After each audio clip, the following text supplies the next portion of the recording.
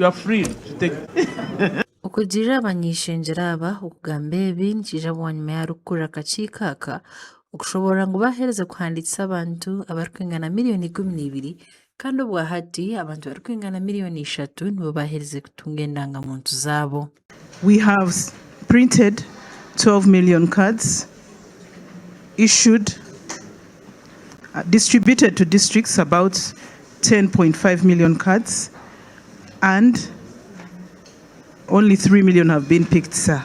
Aho n'abanyishengyera bakushitama akakiiko aka okubuuza mukuru w'ekitongore eki okubashobora bwenki abanyayuganda nibateganisibwa kutunga endangamuntu hamwe n'okuteekaho omuringo ogw'abanyayuganda barabaase kwetegyereza ahi barashanga endangamuntu zaabo. As you have been saying that you have dispatched to the districts, and I want to presuppose that you have offices in each and every district. But have those IDs from the districts been picked? I was told to go to Wandegea. Good. So you received. A minute. When I reached there, they told me to go to Gulu. Yeah, I received a message and they told me. So either the ED and the staff team are not coordinated in communication, or those messages are in a hoax. And then also these places are congested. I never wanted to congest in the city. Took mine from Remiak. But to date, no information, nothing, and it has not been forthcoming. When they go to the districts where they are born, maybe like somebody studies in Wakiso, but comes from maybe Iganga district. By the time that person goes to Iganga, they will tell them, no, your ID is not here. You are supposed to go to Wakiso. We orukure ekitongore kya NIRA Rosemary Kisembo aho niho yayatere kyama w'ekitongore eki kikaba kirina okuhandikisa abantu miliyoni 17 konka babaasa kuhandikisa abantu miliyoni 12 obwa hati abantu abarikwingana miliyoni 3 bo bahereze kutunga endangamuntu z'abensya. Some members cited that they have not received their messages. The system at different instances sends messages to all persons.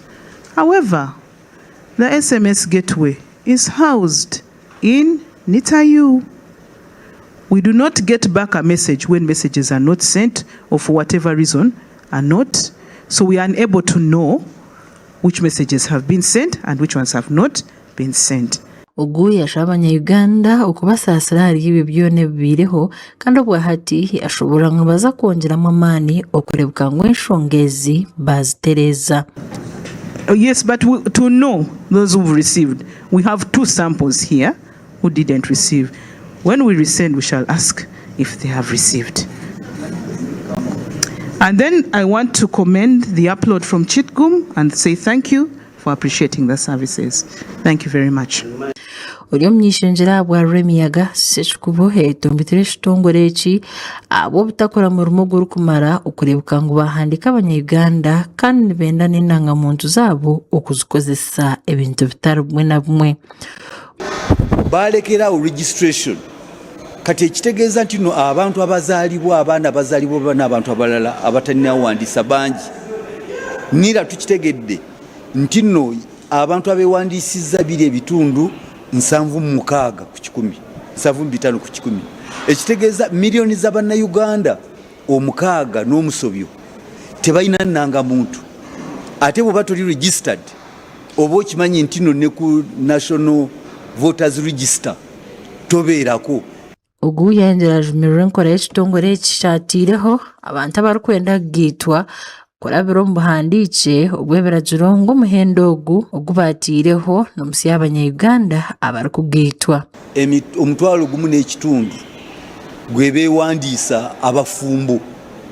Ate ng'oggyeko obufumbo obw'amasinzizo n'amakanisa ate nago lwakuba abantu bakitegeera nagaago obufumbo galina obukoleddwa mu masinzizo oba mu mizikiti oba mu makanisa n'amakereziya olina okuddayo ogawandiise mu kitongole kya NIRA certificate ebeerenga ntuufu.